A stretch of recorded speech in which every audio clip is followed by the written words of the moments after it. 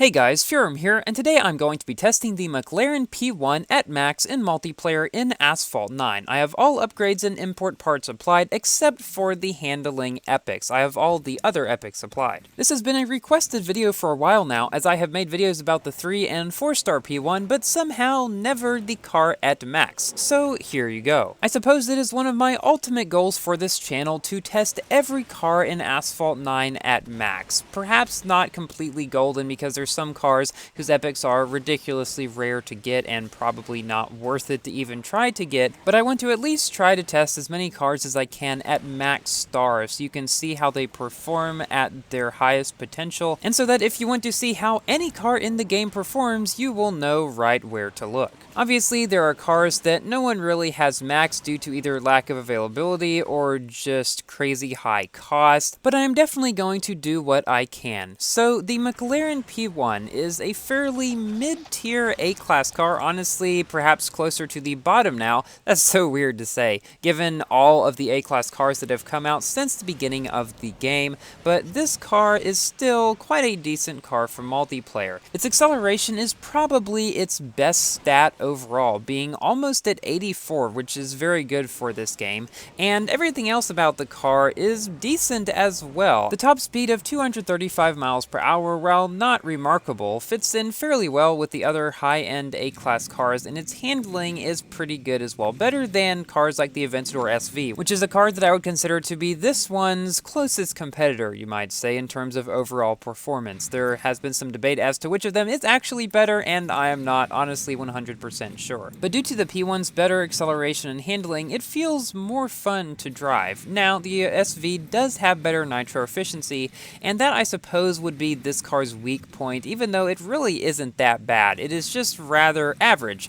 and it's not so bad that you lose sight of it, but it's not so good that you can just spam nitro all the time. It's a fairly middle-of-the-road one there. So overall, you can see how the P1 is a pretty well-rounded car. I know most people who have played the game since the beginning will have this car maxed or nearly maxed at this point, kind of like I do. And I have almost a little special connection to it because it was one of the first really good cars in Asphalt 9 that I managed to get. I spent all of my tokens on it toward the beginning of the game on 3 of the 10 times packs, and I barely managed to unlock the car. And almost hilariously, this car was the second car that I tested in Asphalt 9 multiplayer after the SRT8, even before cars like the GT500. So yeah, that's why this car has a slight bit of sentimental value to me in that regard. Another car that I'm planning to test soon that I have not done at max is the Ferrari J50, so be on the lookout for that. Now, I'm sure some of you were expecting a video about the Lamborghini Scion today,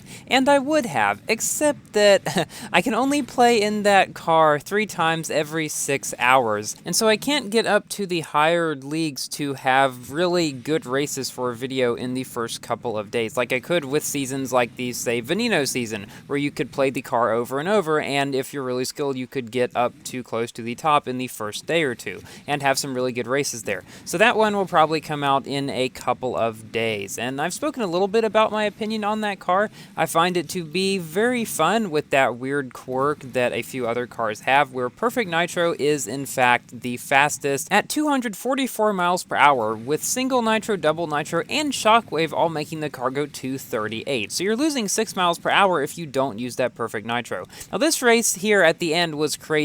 I managed to pass this guy who was 360ing like crazy and come in first at the very last second, only due to me not 360ing when he did, I really think, because we came in just a 1/10 of a second apart. Now that was a Max Tuera BC, which, as I'm sure you may have noticed, is one of the most popular cars that you will find in Platinum League multiplayer, along with the usual B-class ones like the Corvette and the Huracan, and even sometimes, somehow, the DSE-10s. People are still using that up here. I mean, I guess if it's reliable and you can get 5 points or so a race, you could potentially reach Legend League with it, but I don't understand that much. We're also facing a Huera BC in this race, but our main competition is RPM Freeze in his maxed Porsche 918 Spider, which is a better car than this one. But as you'll see throughout this video, the McLaren P1 isn't actually all that much worse than some of the higher end A-class cars. And I know the 918 isn't a king of A-class anymore, but it is still higher up there.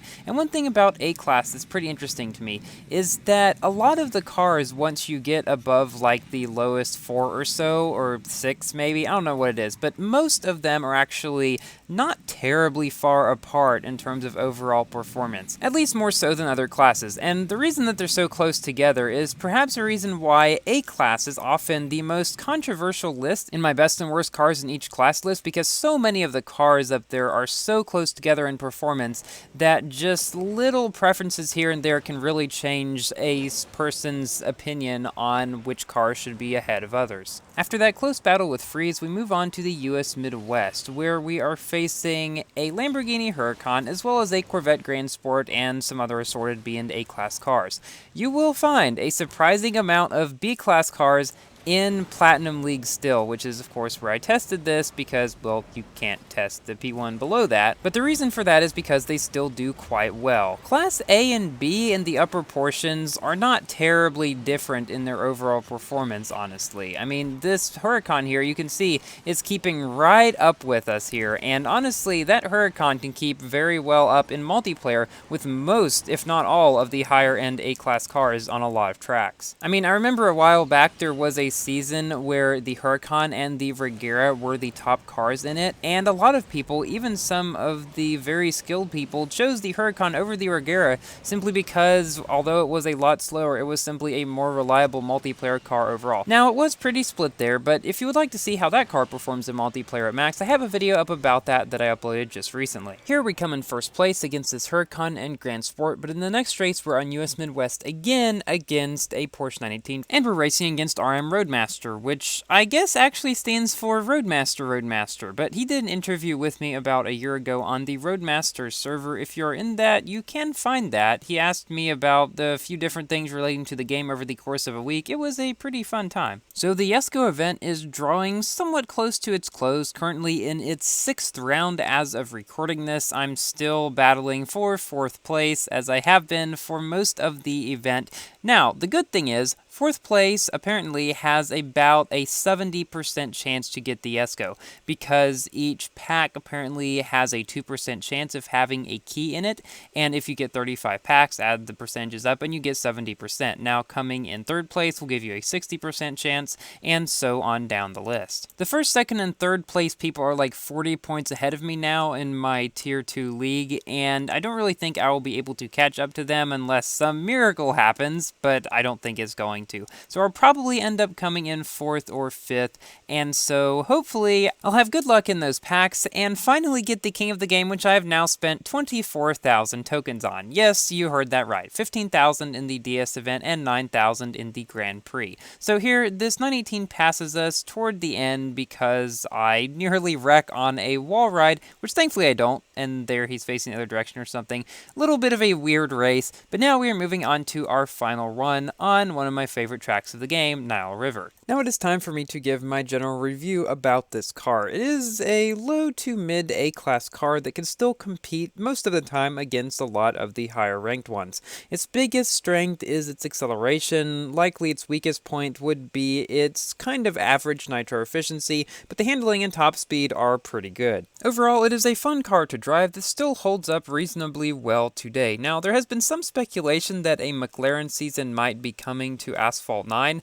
I have gotten no information about that at all. I just remember there was like a leaked image or something a while back of a 675 LT and a free race, but that was before the update that we got, so I have no idea. Then again, it was leaked that Osaka was going to be coming like 6 months before it actually did, so anything's possible, honestly. So you'll notice the car has been catching up with us ever so slightly throughout this race. That is the Aventador J, which I have 4-starred right now with 38 out of 51 blueprints to 5-star, and even with that I almost managed to get top 100 in its season recently. But then I had a lot of races that I lost by just like a hair, so it didn't end up so well after all. He nearly passes us at the end, but we do take the victory. Thank you all for watching. Please like the video if you have enjoyed, and consider subscribing for more Asphalt and other games content, and I'll see you in my next video. Goodbye!